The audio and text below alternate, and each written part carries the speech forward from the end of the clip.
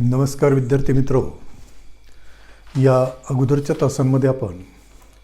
सहकारी संस्थांची जी काही हिशोब आणि हिशोब तपासणी आहे तर त्या संदर्भात सहकार कायद्यामध्ये केलेल्या ज्या काही तरतुदी आहेत तर त्या तरतुदींसंदर्भात माहिती पाहिलेली आहे. शेवटचा मुद्दा त्यामध्ये आपण पाहिला की हिशोबांची फेर तपासणी किंवा पुनर्तपासणी करणं,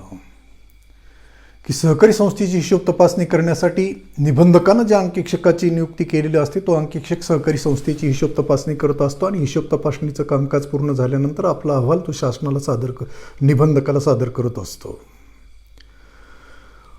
आणि जर सभासदांच्या असं निदर्शनास आलं की अंकेक्षकानं सर्व जी काही हिशोब तपासणी आहे तर ती हिशोब तपासणी शास्त्रशुद्ध पद्धतीनं केलेली नाही किंवा निर्दोषपणे केलेली नाही, काही गैरव्यवहार लपून ठेवलेले आहेत, तर त्यावेळेस सभासद निबंधकाकडं रीतसर तशा प्रकारचा जो काही अर्ज आहे तर तो अर्ज करू शकतात आणि आमच्या सहकारी संस्थेची पुनर्हिशोब तपासणी करण्यात यावी अशा प्रकारची विनंती करू शकतात. मग सभासदानं केलेली जी काही विनंती आहे तर ती विनंती लक्षात घेऊन किंवा सभासदानं केलेली जी काही तक्रार आहे तर ती तक्रार लक्षात घेऊन या निबंधकाला कायद्यानं कोणता अधिकार प्राप्त करून दिलेला आहे तर सहकारी संस्थेचे काही सर्व हिशोब पत्रक आहे तर त्या सर्व हिशोब पत्रकांची पुनर्तपासणी करण्याचा जो अधिकार आहे तर तो अधिकार कायद्यानं या सहकारी संस्थेचा सहकार चळवळीचा जो काही सर्वोच्च अधिकारी आहे निबंधक, तर त्या निबंधकाला तो अधिकार प्राप्त करून दिलेला आहे, उपलब्ध करून दिलेला आहे. तर यानंतर आपल्याला की सहकारी संस्थेची हिशोब तपासणीचं जे काही कामकाज आहे तर ते कामकाज पार पाडण्यासाठी आपण पाहिलं की निबंधक अंकेक्षकाची किंवा हिशोब तपासणीसाची नियुक्ती करत असतो आणि मग हा निबंधकानं ज्या अंकेक्षकाची नियुक्ती केलेली आहे तर तो अंकेक्षक काय करत असतो, सहकारी संस्थेच्या हिशोब तपासणीचं जे काही कामकाज आहे तर ते कामकाज पार पाडत असतो. मग हिशोब तपासणीचं कामकाज पूर्ण केल्यानंतर या अंकेक्षकाला किंवा हिशोब तपासणीला काय करावं लागत असतं तर आपला जो काय अंकेक्षण अहवाल आहे तर तो अंकेक्षण अहवाल तयार करून तो निबंधकाला सादर करणं आवश्यक असतं किंवा बंधनकारक असतं. तेव्हा आपल्याला या तासामध्ये जो काही अंकेक्षण अहवाल किंवा हिशोब तपासणी अहवाल आहे तर त्या अहवालासंदर्भात माहिती पाहिजे की अहवाल कशा पद्धतीनं तयार करणं आवश्यक असतं, त्यामध्ये कुठल्या प्रकारच्या किंवा कोणत्या बाबींचा उल्लेख करणं आवश्यक असतं, महत्त्वाचं असतं. तर सहकारी संस्थेची हिशोब तपासणीचं जे काही कामकाज आहे तर ते कामकाज करण्यासाठी आपण पाहिलं की निबंधक अंकेक्षकाची नियुक्ती करत असतो आणि मग हा नियुक्त केलेला जो अंकेक्षक आहे तर तो अंकेक्षक काय करत असतो, सहकारी संस्थेच्या सर्व हिशोब पुस्तकांचं तो बारकाईनं परीक्षण करत असतो, अवलोकन करत असतो आणि सहकारी संस्थेची सर्व हिशोब पत्रकं सहकारी संस्थेची आर्थिक व सांपत्तिक स्थिती वास्तव दर्शवितात अशा संदर्भातील जो काही अहवाल आहे तर तो अहवाल नमूद करत असतो किंवा तयार करत असतो. मग तो अहवाल तयार करत असताना त्यामध्ये निदर्शनास आलेले जे काही चुका आहेत तर त्या चुकाकडे त्यानं लक्ष देणं किंवा त्याही निदर्शनास आणून देणं आवश्यक असतं. त्यानंतर हा अहवाल तयार करत असताना इतर ज्या बाबी त्याच्या निदर्शनास आलेल्या असतात तर त्या सर्व बाबी त्यानं आपल्या अहवालामध्ये नमूद करणं आवश्यक असतं, महत्त्वाचं असतं. आणि संस्थेची जी काही आर्थिक व सांपत्तिक स्थिती आहे तर ती आर्थिक व सांपत्तिक स्थिती कशी आहे तर त्याचाही उल्लेख या अहवालामध्ये करणं आवश्यक असतं, महत्त्वाचं असतं. मग हा जो काही अंकेक्षण अहवाल आहे तर तो अंकेक्षण अहवाल हा दोन प्रकारचा असतो किंवा या अहवालाचे दोन प्रकार आहेत. तर पहिला प्रकार आपल्याला त्यामध्ये पाहायचा आहे की सर्वसाधारण अहवाल.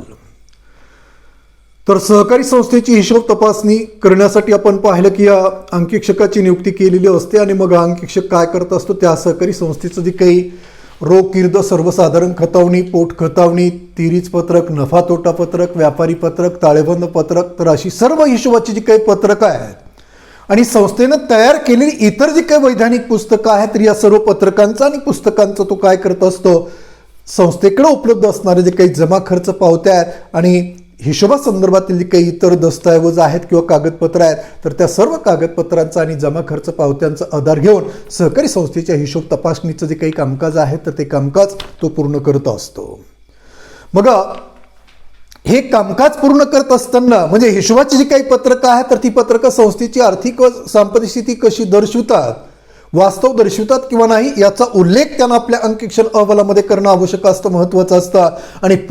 संपूर्ण जे काही सहकारी संस्थेचं आर्थिक वर्ष आहे तर त्या आर्थिक वर्षामध्ये सहकारी संस्थेच्या आर्थिक व सांपत्तिक स्थितीमध्ये कुठल्या प्रकारचे बदल झालेले आहेत तर याचाही उल्लेख त्यानं काय आपल्या अंकेक्षण अहवालामध्ये करणं आवश्यक असतं, महत्त्वाचं असतं. मग ज्यावेळेस हिशोब तपासणी करत असतो तर त्यावेळेस त्याला काय की सहकारी संस्थेची हिशोब तपासणी करत असताना वेगळ्या ज्या काही बाबी आहेत तर त्या बाबी निदर्शनास येत असतात किंवा दृष्टीपथास येत असतात आणि त्या सर्व बाबींचा त्यानं आपल्या अंकेक्षण अहवालामध्ये व्यवस्थित अशा प्रकारचा जो काही उल्लेख आहे तर तो उल्लेख करणं आवश्यक असतं, वास्तव उल्लेख करणं आवश्यक असतं. विनाकारण सहकारी संस्थेचा गवगवा होईल अशा प्रकारची जी काही विधानं आहेत तर ती विधानं अंकेक्षण अहवालामध्ये त्यानं करू नयेत आणि सहकारी संस्थेची बदनामी होईल अशा प्रकारची जी काही विधानं आहेत तर ती विधानं सुद्धा त्यानं आपला जो काही अंकेक्षण अहवाल आहे तर तो अहवालामध्ये करणं म्हणजे अयोग्य असतं, चुकीचं असतं. म्हणजे वास्तव स्थिती जी आहे तर त्या स्थिती संदर्भातील काही विधानं आहेत तर ती विधानच त्यांना आपला जो काही अंकेक्षण अहवाल आहे तर त्या अहवालामध्ये करणं आवश्यक असतं, महत्त्वाचं असतं. तेव्हा हा जो काही सर्वसाधारण अहवाल त्याला तयार करावा लागत असतं. तर सहकारी संस्थेची हिशोब तपासणी करत असताना ही जी काही हिशोबाची विविध पत्रकं त्यानं तपासलेली असतात किंवा तपासत असतो त्यावेळेस ज्या ज्या बाबी त्याच्या निदर्शनास येत असतात, जे जे अनुभव त्याला त्यामधून मिळत असतात किंवा प्राप्त होत असतात तर त्या सर्व बाबींचा, त्या सर्व अनुभवांचा उल्लेख त्यानं आपल्या अंकेक्षण अहवालामध्ये करणं आवश्यक असतं, महत्त्वाचं असतं. म्हणजे सहकारी संस्थेची सभासद संख्या किती आहे, संस्थेकडे एकूण भांडवल किती आहे, त्यानंतर सहकारी संस्थेनं ठेवी किती प्रमाणात गोळा केलेल्या आहेत, त्यानंतर सहकारी संस्थेनं सभासदांना किती कर्ज वाटप केलेलं आहे, किती कर्ज वसूल झालेलं आहे, किती कर्ज थकबाकीमध्ये आहे, राखीव निधीचं प्रमाण कसं आहे आणि सहकारी संस्थेला वर्षभर व्यवहार करून नफा प्राप्त झालेला आहे की तोटा आलेला आहे, त्यानंतर सहकारी संस्थेनं आपले सर्व व्यवहार नियमाला अनुसरून पार पाडलेले आहेत का नाही, का नियमांचं उल्लंघन करून सहकारी संस्थेनं व्यवहार केलेले आहेत, सहकारी संस्थेमध्ये गैरप्रकार झालेले आहेत का, नियमांचं उल्लंघन करून सहकारी संस्थेनं कार्य पार पाडलेले आहेत का आणि सभासदांचं जे आर्थिक आहे तर ते आर्थिक अबाधित आहे किंवा धोक्यामध्ये गेलेलं आहे तर याचा उल्लेख त्यानं आपल्या अंकेक्षण अहवालामध्ये करणं आवश्यक असतं, महत्त्वाचं असतं.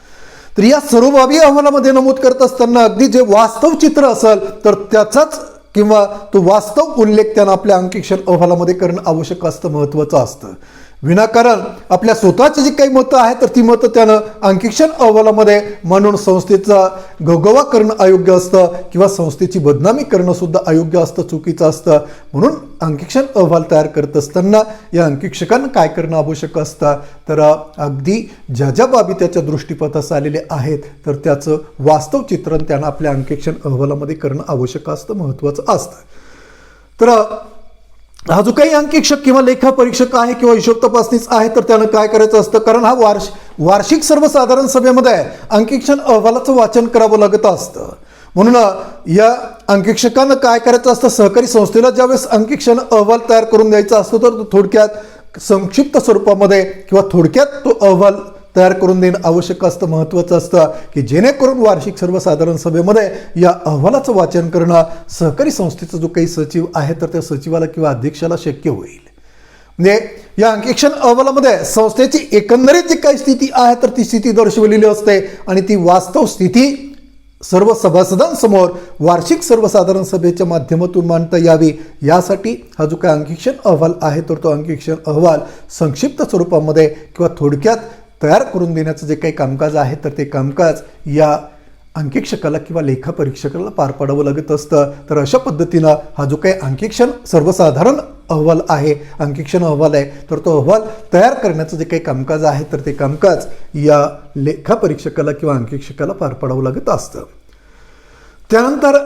या अंकेक्षण अहवालाचा दुसरा प्रकार आपल्याला पाहायचा आहे की दोष दुरुस्ती अहवाल. तर ज्यावेळेस हिशोब तपासणीचं कामकाज अंकेक्षक करत असतं म्हणजे तिरीच पत्रक तपासत असतो, नफा तोटा पत्रक तपासत असतो, ताळेबंद पत्रक तपासत असतो, रोख किर्द तपासत असतो, सर्वसाधारण खतावणी, पोट खतावणी ही सर्व पत्रकं ज्यावेळेस तो तपासत असतो. ही पत्रकं तपासत असताना संस्थेकडे उपलब्ध असणाऱ्या जमा खर्च पावत्या आणि इतर जे काही कागदपत्र आहेत किंवा दस्तऐवज आहे तर त्याचा आधार घेऊन ही सर्व हिशोबाची जी काही पत्रकं आहेत तर ती पत्रकं तो तपासत असतो.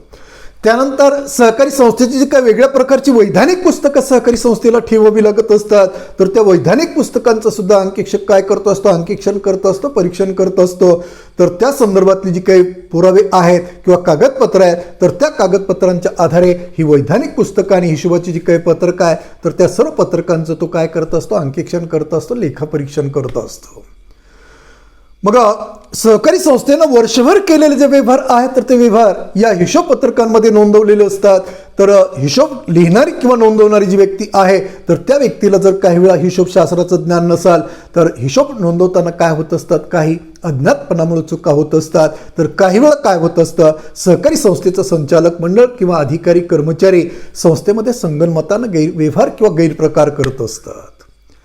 मग केलेले जे काही गैरप्रकार आहेत तर ते गैरप्रकार लपवण्यासाठी हिशोबाची जी काही पत्रकं आहेत तर त्या पत्रकांमध्ये चुकीच्या नोंदी केल्या जात असतात. वास्तवात सहकारी संस्थेनं ते व्यवहार केलेले नसतात. त्या संदर्भातले जे काही पुरावे आहेत किंवा जमा खर्च पावत्या आहेत तर त्याही संस्थेकडे उपलब्ध नसतात. तरीही त्या व्यवहारांच्या नोंदी या हिशोब पत्रकांमध्ये केलेले असतात. तेव्हा असे जे काही केलेले गैरव्यवहार आहेत तर ते गैरव्यवहार लपवण्यासाठी हिशोब पत्रकांमध्ये चुकीच्या नोंदी केलेल्या, जाणून बुजून चुकीच्या नोंदी केलेल्या असतात. म्हणजे काही वेळा अज्ञातपणामुळे चुकीच्या नोंदी या हिशोब लिहिणाऱ्या व्यक्तीकडून होत असतात. तर काही वेळा जाणून बुजून केलेले जे काही गैरव्यवहार आहेत तर ते गैरव्यवहार लपवण्यासाठी चुकीच्या जे काही नोंदी आहेत तर त्या नोंदी या हिशोब पुस्तकांमध्ये हिशोब नोंदवणारी जी व्यक्ती आहे तर ती व्यक्ती करत असते.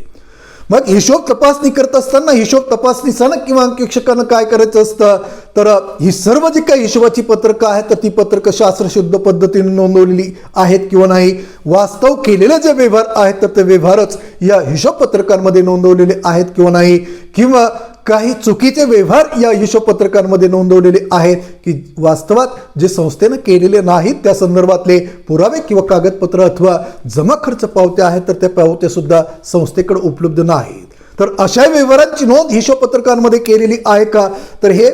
या हिशोब तपासणी करत असताना अंकेक्षकांना किंवा लेखापरीक्षकांना पाहायचं असतं. मग हिशोब तपासणी करत असताना या सर्व पत्रकांमध्ये जे नोंदवलेले व्यवहार आहेत तर त्या व्यवहारांची पाहणी करत असताना ज्या ज्या चुका त्याच्या निदर्शनास येतील तर त्या चुकांसंदर्भात त्याला काय करावी लागत असते, एक दोष सूची तयार करावी लागत असते. अगदी क्रमवारपणे तिन्हीच पत्रकामध्ये कुठल्या चुका निदर्शनास आलेल्या आहेत, नफा तोटा पत्रकामध्ये कुठल्या चुका निदर्शनास आलेल्या आहेत, ताळेबंद पत्रकामध्ये कुठल्या चुका केलेल्या आहेत किंवा झालेल्या आहेत, तर या सर्व चुकांची काय करावी लागत असते, क्रमवारपणे नोंद करावी लागत असते. या चुकांची एक दोष सूची तयार करावी लागत असते. आणि मग तयार केलेली जी काही दोष सूची आहे तर ती दोष सूची आणि आपला जो काय अंकेक्षण अहवाल आहे तर तो अहवाल काय करावा लागत असतो, निबंधकाकडे सादर करावा लागत असतो. आणि निबंधकाकडे तो अहवाल सादर केल्यानंतर हिशोब पत्रकांमध्ये त्यानं दाखवलेले जे काही चुका आहेत तर त्या चुका संस्थेला काय करावे लागत असतात, दुरुस्त करावे लागत असतात. म्हणजे संचालक मंडळाने संस्थेमध्ये नियुक्त केलेले जे अधिकारी कर्मचारी आहेत तर त्या अधिकाऱ्यांना कर्मचाऱ्यांना काय करावे लागत असतात, तर अंकेक्षकांना हिशोब पत्रकांमध्ये दाखवलेले जे काही चुका आहेत तर त्या चुकांची दुरुस्ती करावी लागत असते.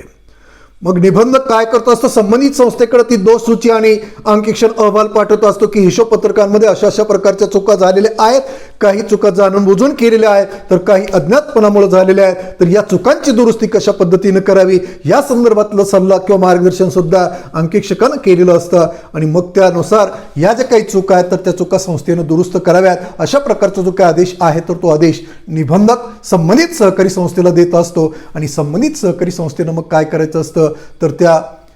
चुकांची दुरुस्ती करायची असते. मग अंकेक्षकानं निबंधकाकडे जो काय अंकेक्षण अहवाल आणि दोष सूची सादर केलेली असते तर तो अंकेक्षण अहवाल सादर केलेल्या तारखेपासून 3 महिन्याच्या आत या संस्थेनं काय करायचं असतं, म्हणजे संस्थेमधल्या कर्मचाऱ्यांना आणि संचालक मंडळानं निदर्शनास आणून दिलेले जे काही चुका आहेत तर त्या चुकांची दुरुस्ती करण्यासंदर्भात एक दोष दुरुस्ती अहवाल तयार करायचा असतो. म्हणजे अंकेक्षण अहवाल सादर केलेल्या तारखेपासून 3 महिन्याच्या आत संस्थेनं काय करायचं असतं, म्हणजे संचालक मंडळाने संस्थेमध्ये नियुक्त केलेल्या अधिकाऱ्यांना कर्मचाऱ्यांना निदर्शनास आणून दिलेले जे काही चुका आहेत तर त्या चुकांची दुरुस्ती करून त्या संदर्भातला जो काही दोष दुरुस्ती अहवाल आहे तर तो अहवाल तयार करायचा असतो आणि तो निबंधकाकडे सादर करायचा असतो. तर हा जो काही दोष दुरुस्ती अहवाल आहे तर तो अहवाल सुद्धा एका विहित नमुन्यामध्ये तयार करणं आवश्यक असतं, महत्त्वाचं असतं. तर दोष दुरुस्ती अहवाल हा नमुना ओ मध्ये तयार करणं आवश्यक असतं, महत्त्वाचं असतं. आणि नमुना ओ मध्ये हा दोष दुरुस्ती अहवाल तयार करून तो थेट निबंधकाकडे सादर करणं आवश्यक असतं, महत्त्वाचं असतं.